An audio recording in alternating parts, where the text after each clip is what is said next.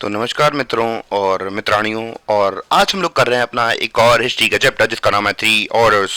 तो कौन से थ्री ऑर्डर्स हैं? तो जैसे कि आपको पता होगा कि आपके घर के अंदर अगर किसी को काम दिया जाता है सबसे पहले घर में पापा आते हैं। पापा कहते हैं ये जल्दी से जल्दी ये कपड़े डालें और उठ जाएं।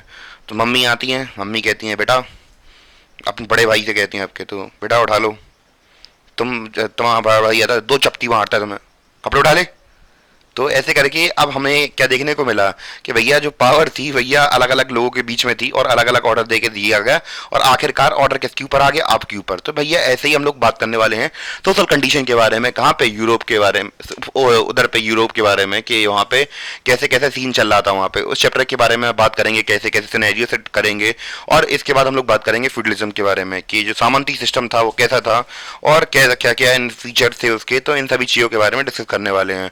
और कौन से वो थ्री ऑर्डर्स थे, जैसे कि हायरार्कियल बात करते हैं, जैसे कि हमें पता है राजा, फिर उसके दरबारी, फिर उसके सोल्जर्स, फिर जनता लोग। तो ऐसे करके हायरार्कियल ऑर्डर जो भी चलता है तो उनकी उन सभी चीज़ों के बारे में हम लोग बात करेंगे। और धीमे धीमे और उनका सोशल लाइफ और इकोनॉमिक रिलेशन जानेंगे कैसे कैसे था। ठीक है।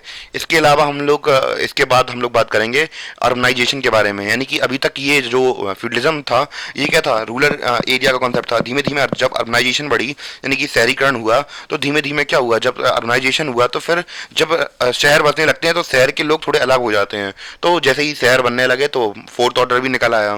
ठीक है।